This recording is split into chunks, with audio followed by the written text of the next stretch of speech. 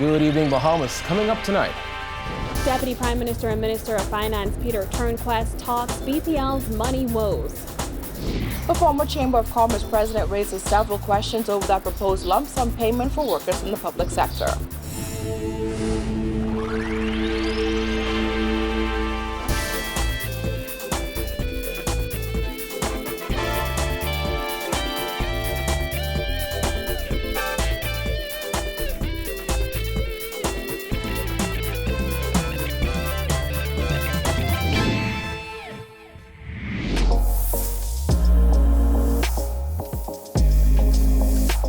Our News is brought to you by Airline.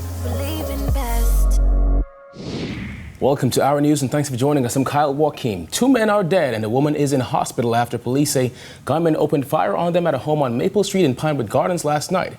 Heartbroken family members say the victims were close friends. Jared Higgs reports. Shortly after 11 last night, police got word that shots had been fired near a home in Pinewood Gardens. Once at that residence, they discovered that 3 persons had been shot, 2 adult males and 1 adult female. Superintendent Anton Ramming of the Central Detective Unit says emergency medics came to the scene where they pronounced both men dead. The adult female, she was transported to the PMH, where she is now seeking medical attention. Family members told Our News the men who were killed are 24-year-old Dion Adderley Jr. and 22-year-old Dimitri Dormeus. Those relatives say the men were close friends and spent a lot of time together. In this photo, they are pictured together in matching outfits after a family gathering. On Monday night, they were sitting on the porch of Adderley's Maple Street home when they were ambushed. Those individuals were seated on the porch of that residence. Whilst on that porch, 2 males emerged from a nearby yard, opened fire on the group, causing injury to those individuals. Perplexed family members, friends, and neighbors looked on as police combed the scene. A friend who tried to approach the home was turned away by officers. For now, investigators say they are following some leads and are asking for the public's help solving these latest killings. Our brief information is that those males may have left in a dark-colored vehicle. We are appealing to members of the public who may have been in this area or who may be able to assist with information relative to this particular incident to please contact us. According to Our News records, Monday night's double killing brought the 2019 murder count to 57. Reporting for Our News, I'm Jared Higgs. Amid ongoing power outages which have become a nightmare for BPL customers, Minister of Finance Peter Turnquest revealed today that fixing Bahamas Power and Light's power generation problems in the short term will require some type of government borrowing. He insisted officials will spare no expense. Jasmine Brown reports. Turnquest's comments are a follow-up to statements recently made by the Prime Minister as he insists they will somehow find the funds to fix BPL. The BPL matter has become obviously quite a concern for the government, as it is an inconvenience for the people. We recognize this is a significant issue, and we must get on top of it. And so no finances will be spared, and if there is a solution that can be brought in the short term. The Deputy Prime Minister made the comments as he spoke to reporters outside of Cabinet on Tuesday. He pledged the government will do whatever it takes to speed up the process. Daily power outages have plagued residents and businesses in New Providence for more than 2 months due to a generation shortfall. On Friday, BPL Chairman Dr. Donovan Moxey said that BPL did not bring in more rental generators to make up for its production shortfall this year because it could not afford the extra cost. Asked how the government intends to foot the bill and how it would impact their fiscal plan, Turnquest said the Minister administration would have to take the matter to Parliament. It would require some kind of borrowing, for sure. But again, this fits within the parameters of fiscal responsibility legislation, which clearly says that where there are instances of unexpected expenditure, that the government is required to be transparent about that, to come to the Parliament and explain it. But just how much does BPL need to address its issues? That is still unclear. DPM also could not say when BPL would need the money. Because there has not been any final request of us. I'm sure that there will be some disclosures and some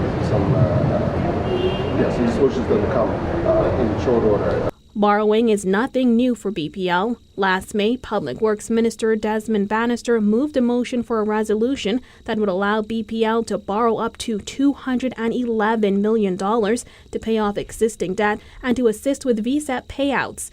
The DPM was asked about the need to borrow even more money. I don't know that I can answer that question. That would be a question that's better posed to EPL because they would be the ones that raise that money. So I would defer. Finnish technology group Wärtsilä is in the process of constructing a new 132-megawatt engine power plant at Clifton at a cost of $95 million to increase the generation capacity on New Providence. Reporting for Our News, I'm Jasmine Brown. As Sky Bahamas faces its latest hurdle, Aviation Minister Dionisio de Aguilar asserted today no sensible minister would get involved.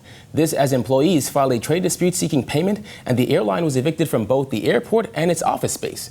Jillian Gray has that.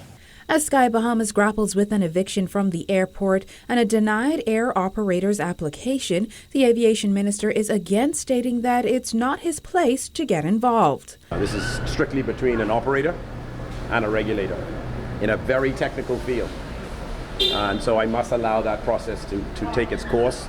I'm certainly in the background trying to ensure that the process is fair and that the evaluation is happening as fast as it can. But I reiterate, it's a very technical field, and the regulator and the operator have to work it out. Sky Bahamas has been grounded since July after the Bahamas Civil Aviation Authority outlined 9 infractions that prevented the airline from receiving an air operator certificate. Things took another nosedive after NAD evicted them from the airport for thousands owed in rent. The problems at the company were then compounded when 35 of its 48 employees filed a trade dispute claiming they've not been paid since June 15th, and management has been mum on the issue. What the capital requirements are to re-enter the market, build their brand back, attract customers back. They'll have to evaluate that and to see what amount of capital will be necessary to do it and whether they have the capital to do it and the willingness to do it.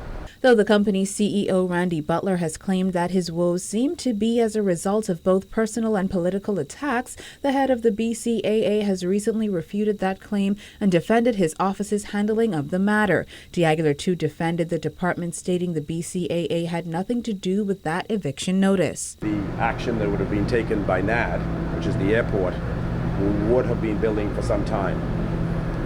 NAD took Sky Bahamas to court for non-payment and received an award or the ability to take the action that they've done. So I guess the bills have been mounting, operational difficulties have been mounting, and we are where we are. De Aguilar added that the absence of Sky Bahamas on various routes has been felt. A number of foreign visitors have come to the country having purchased a ticket on Sky Bahamas, looking to get on that plane, and then finding that it's not in operation and having to go to alternative flight arrangements. So, yes, there has been some impact. Competitors are obviously moving to fill that void, but yes, there has been some impact. Reporting for Our News, I'm Jillian Gray. Bad weather has impacted school repairs, according to Education Minister Jeffrey Lloyd, who admitted today that the completion of some repairs will not meet the September 2nd deadline. These are the days that interfere with schools being ready by way of construction. These are the days. But fortunately, most of the work has now been done outside. They're working on the inside. Lloyd said he is confident that most schools will open on time. Now, as for the 2 schools that were severely damaged by fires over the summer break, Lloyd said repairs are ongoing at the Huntley P. Christie High School in Andros and Anatole Rogers Senior High School. The fire, you remember, you have 2 classrooms that were completely damaged, so that's on the way, but it's not going to be ready. But you would remember in Andros, North Andros, the technical block, which has not been ready for years, that's going to be ready. It'll be ready next week. Still to come, we get a crash course in performing CPR. Stay tuned.